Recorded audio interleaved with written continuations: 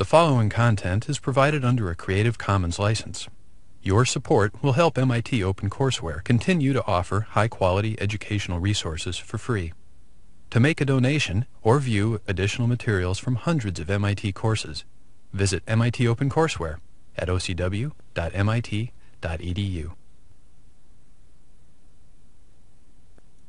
Let me talk a minute about flashbulb memories.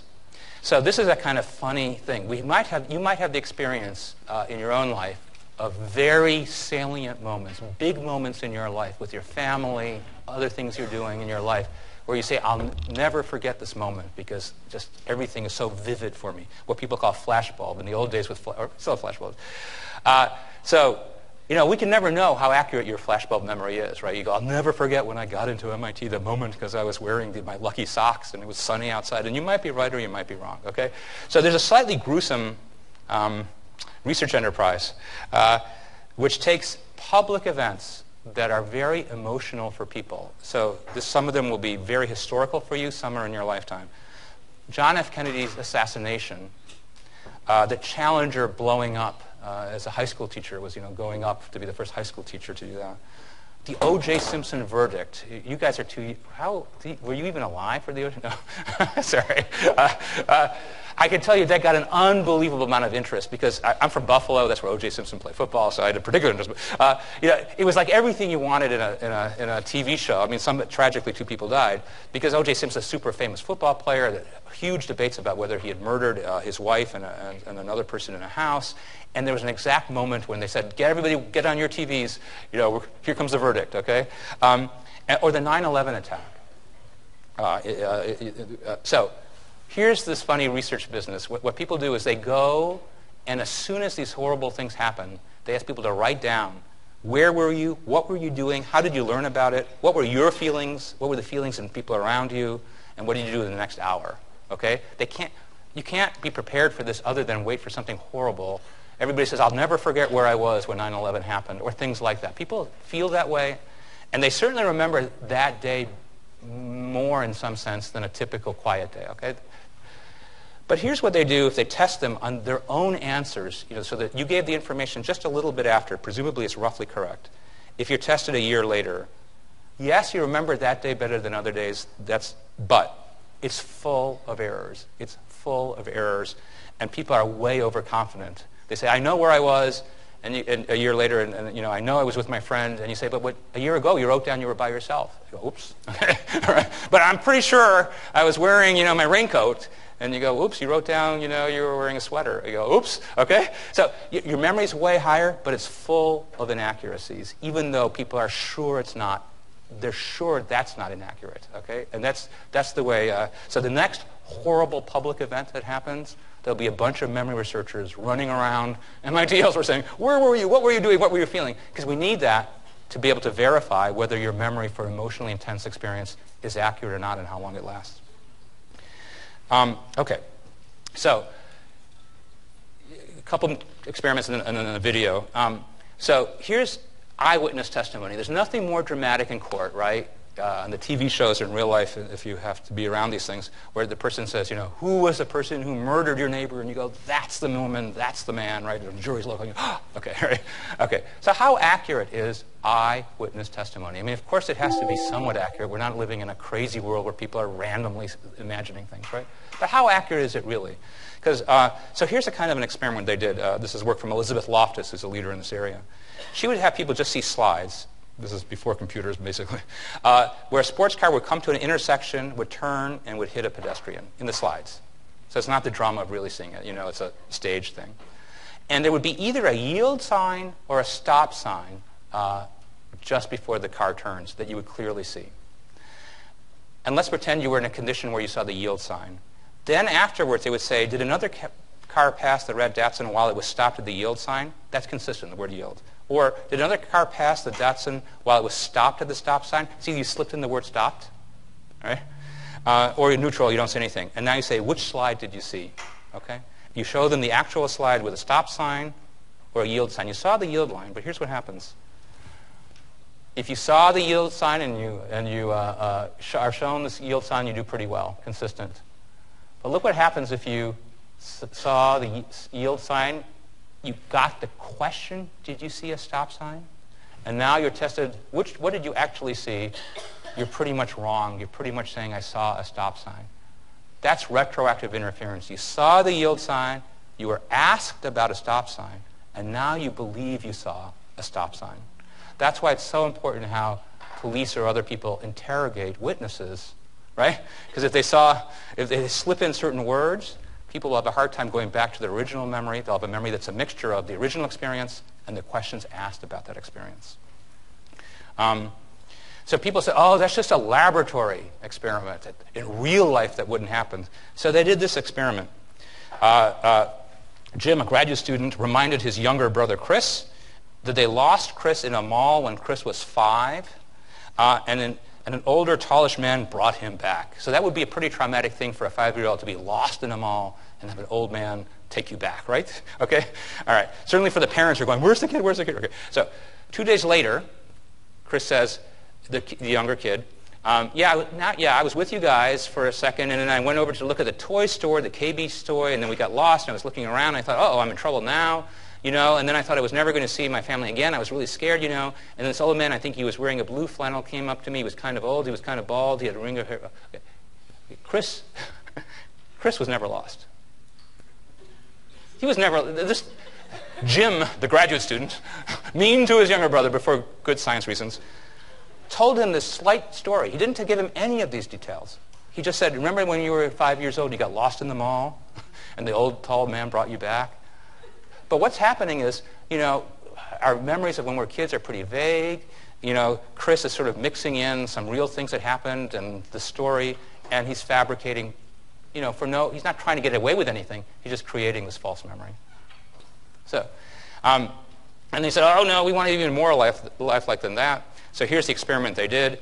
They had 120 students see an ad for Bugs Bunny at Disneyland to evaluate the ad. So you're brought into a room and say, we want to market test whether this is a good ad for Disneyland.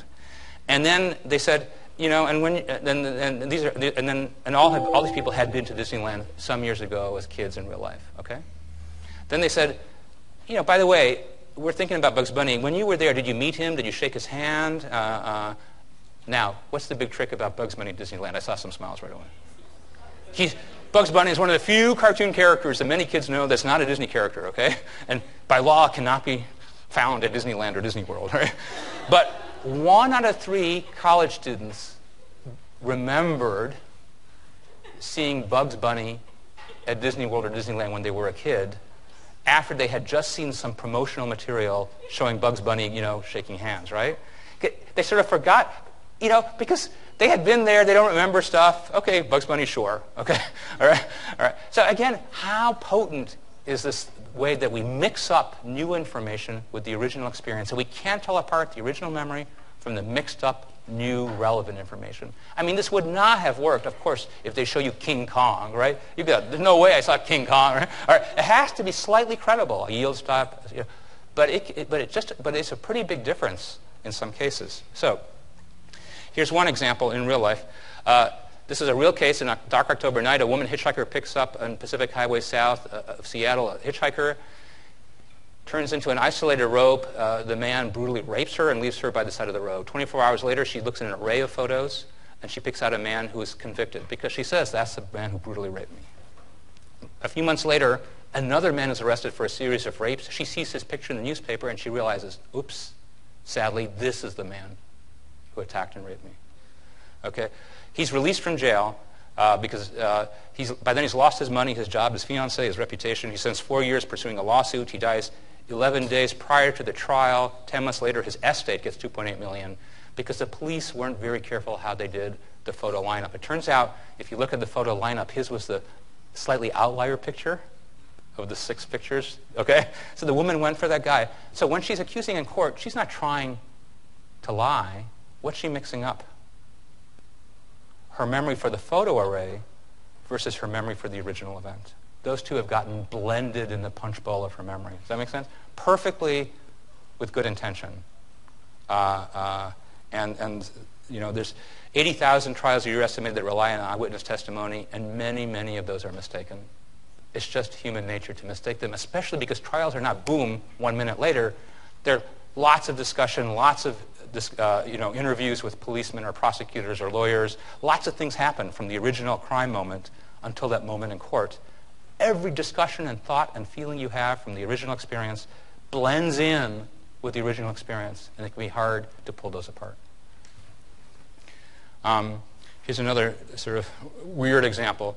A woman at home in Australia, she's brutally raped in her home. She identifies Donald Thompson. Now you'll see why this is a bit ironic, a weird story. A renowned Australian psychologist who studies eyewitness memory problems, okay? It turns out he was on television at the moment that she was being raped, and obviously she's in a very disturbed, difficult moment, and so she conflates the face on the TV with the face of the actual horrible perpetrator, okay? So he has a good alibi, he's on TV somewhere, okay? But in a perfectly good way. I mean, she's trying to be correct. These things get jumbled together. So you're going to see in 1 minute a film of Susan Nason. So here, this is an amazing story. 8-year-old girl. You'll see the film of Eileen Franklin. But Susan Nason was an 8-year-old girl who was missing and found murdered on October 31, 1969.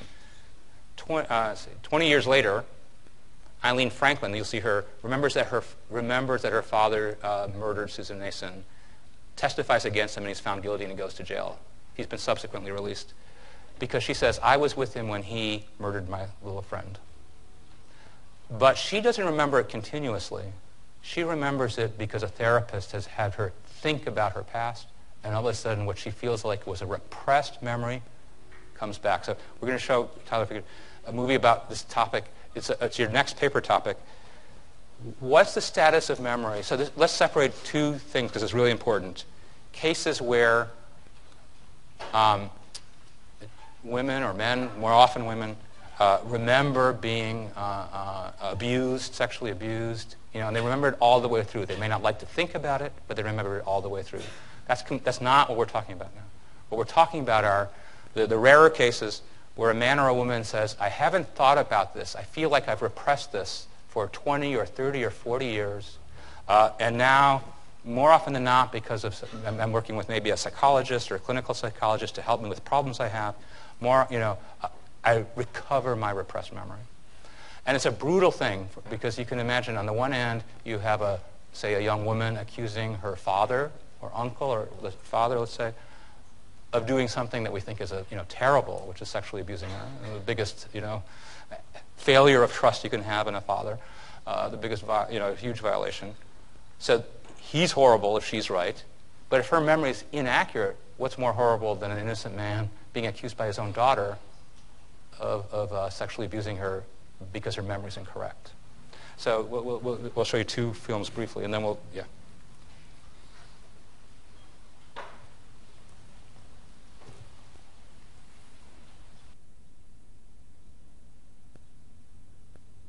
So the father went to jail. So here's the lawyers who were defending the father wanted to tell the jurors the following thing, which is, in every account you read is accurate, that everything that she described about the death of that girl, Susan Nason, every detail she described was in the newspaper accounts of the time, and that no detail that she provided was verifiable and different than newspapers had reported at the time. So one of the things that people like to do, investigators, is have the person know something that wasn't publicly released. And everything that she spoke about in regards to the little girl's murder, Susan Nason's, was publicly available information that had been on television or in newspapers. And the judge originally ruled that the jurors could not be told that. And then later on, they retried the father. The jurors were told that, and the father was let go from jail.